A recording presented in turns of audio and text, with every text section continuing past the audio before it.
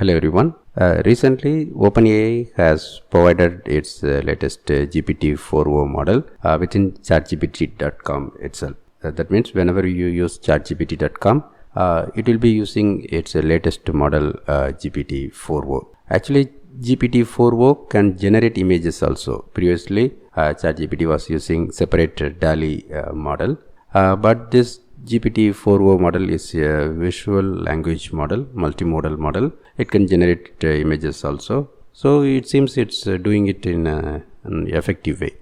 Previously, whenever ChatGPT creates images using DALL-E, there will be a lot of spelling mistakes. Okay, but now we are not seeing that kind of things. So it's very effective, and we can use it for creating any kind of promo images.